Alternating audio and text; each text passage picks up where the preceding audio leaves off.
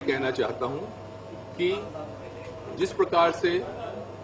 दूसरी कुछ स्टेट्स हैं जहां पर की पॉलिटिक्स इतनी गिर चुकी है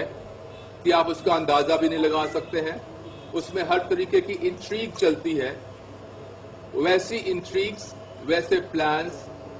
वैसी बातें जो हैं पंजाब के लिए भी कोई नई नहीं है। 2007 में जब मैं एडीजीपी इंटेलिजेंस था, सरकार बनने के बाद पहला काम जो मुझको दिया गया था मेरे दोस्त सुखबीर बादल जी के द्वारा, वो ये था कि जितने भी प्रेमी हैं उनकी मैपिंग कर दो। मैपिंग का मतलब है गांव-गांव में उनका नामों की लिस्ट दे दो, बना करके कि 5-5, 6-6 बंदों के ऊपर ये है, उनको कैसे इन्फ्लुएंस किया जा सकता है, कैसे इन्फ्लुएंस नहीं किया जा सकता। प्रेमी कहते हैं जो डेरा सच्चा सौदा वाले होते हैं, उनको प्रेमी कहते हैं। उन सब की लिस्टें बनाई जाएं। वो लिस्टें बनाई गई थी, बहुत मोटा बंडल था डॉक्यूमेंट का जो कि दिया था। उसके बाद उसका फर्दर यूटिलाइजेशन उन्होंने किस प्रकार किया, अपने बंदों के द्वारा किस प्रकार से उनको इन्फ्लुएंस करने की कोशिश की, वो हुई होगी। उसके बाद दूसरी बात जो खड़ी हुई थी वो ये थी कि जो एक पंजाब में एक बहुत बड़ी कंट्रोवर्सी खड़ी हुई पड़ी है आज की तारीख में, अगेन डेरा सच्चा सौदा और हमारे सिख धर्म के बीच में। पहले मैं कहना चाहूंगा, ना मैं किसी डेरे को मानता हूं, ना मैं किसी साधु को मानता हूं, ना मैं किसी धर्म का बिलोंग करता हूं।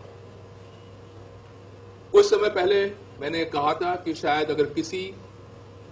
संत के मन में, मेरे मन में किसी संत के लिए अगर आदर है, वो भी मैंने कहा था ऐसा कोई एक संत है जिसका मैं आदर करता हूं, करता रहूंगा। ये जो किस्सा हुआ था ये सारा एक पॉलिटिकल किस्सा था, इनको दबा करके इनके वोट लेने के लिए। जो भी घटनाक्रम हुआ था, चाहे वो ड्रेस भेजी गई थी वहां पे या उसकी तस्वीरें लेकर के किस प्रकार से निकली, वो सारी भी एक कॉन्स्पिरेसी सी जिसको मुझको ADGP head of intelligence wing होने करके पता था। उसके बाद किस प्रकार से दोनों ग्रुप्स को, चाहे वो सिख धार्मिक ग्रुप हैं, चाहे वो डेरे वाले ग्रुप हैं, दोनों तरफ किस प्रकार से उनको उकसा करके आपस में भिड़ाने की कोशिश की गई थी, वो भी एक पॉलिटिकल साजिश थी, पॉलिटिकल सोची समझी एक चाल थी। और उस चाल में लगता है जिस प्रकार से क्लेम किया गया था बाद में, हो सकता है उनको कोई सपोर्ट भी मिल गया, उनको कोई सफलता भी मिल गई है, हो सकता है। तो ऐसी कौन सी बात है जो आप बता रहे थे कि अभी जो आपका मन आपको अब तक जोड़ता है कि उस समय अगर आप अपने मन की बात सुन लेते तो आज पछताते नहीं, तो बताएंगे वो? जी हाँ, वो बात यह है कि पहले तो मैंने जैसे ये कहा कि मुझको कहा गया था कि एक बार ऑर्बिट की बस रोकी गई थी, वहां से मेरे डिफरेंस होने शुरू हुए कि जिसने बस रोकी हैगी है उन्हें ते फीम पा दो, पंजाबी जिन्होंने कहते हैं फीम पा दो। मैंने नहीं किया था, वहां से मेरे मन में उनके लिए आदर घटना शुरू हो गया। उसके बाद जो पॉलिटिकल इंट्रीग्स प्लान की जाती थी सेक्टर 2 में या सेक्टर 9 में, जिसमें एडीजीपी इंटेलिजेंस होने के लिए मुझको भी जाकर के अपना इनपुट देना पड़ता था, वो सब जो कुछ हुआ उसका भी मुझको बहुत दुख तब भी था, अब भी था। उसके बाद जो भी आप पॉलिटिकल कल डगरी जिसको कहते हैं कि जो कुछ वहां पे हुआ, चाहे वो मैंने आपको सच्चे सौदे की बात की, चाहे किसी दो